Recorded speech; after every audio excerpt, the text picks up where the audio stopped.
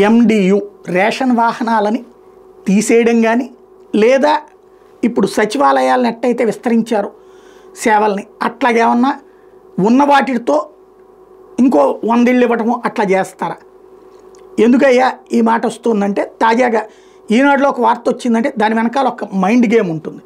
ప్రభుత్వం చెయ్యాలనుకుంటుంది వీళ్ళు రాయడం కానీ, లేదా వీళ్ళ ద్వారా రాయించి పబ్లిక్లో ఎలాంటి ఫీలింగ్ ఉందో తెలుసుకుని పబ్లిక్లో పెద్దగా స్పందన లేకపోతే అది ఆచరణలో పెట్టడానికి, దాన్ని లీక్డ్ న్యూస్ అంటారనమాట పత్రికా భాషలో, టెస్ట్ చేస్తారనమాట.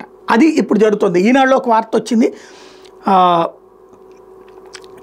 ఈఎంఐలు అద్దెలకి ఏడాదికి 300 కోట్ల చొప్పున 2027 సంవత్సరం వరకు చెల్లించాల్సి ఉంది ఎండియూలకి.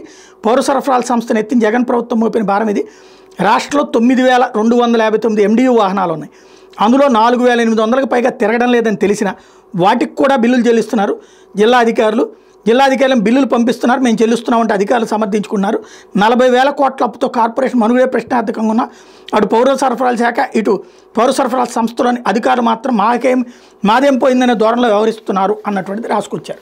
ఇప్పుడు ఎండియూ వాడు వెళ్ళకపోతే వాళ్ళల్లో వాళ్ళు ఒక వాహనం ఇంకొక వాహనం అనుకుని దాని ద్వారా పంపిస్తాడు, అంతేగాని ఎండియూ ఇళ్ళ దగ్గరికి వెళ్ళకపోవడం అన్నది లేదు. అందులో పని చేసినా చేయకపోయినా ఇంటి దగ్గరికి సప్లై అయితే అవుతుంది.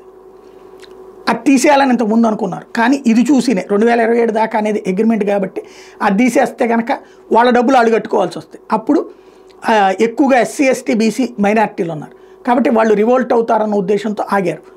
ఇప్పుడు డబ్బులు వాళ్ళు పని చేయట్లేదు అన్న కారణంగా ఆపేస్తారు. వాస్తవంగా రిపేర్లు ఉంటే చేయించవచ్చు, వాళ్ళే చేయించుకోవాలి, లేదా ప్రభుత్వం చేయించడమో చేయాలి, ప్రభుత్వం బాధ్యత అయితే కనుక.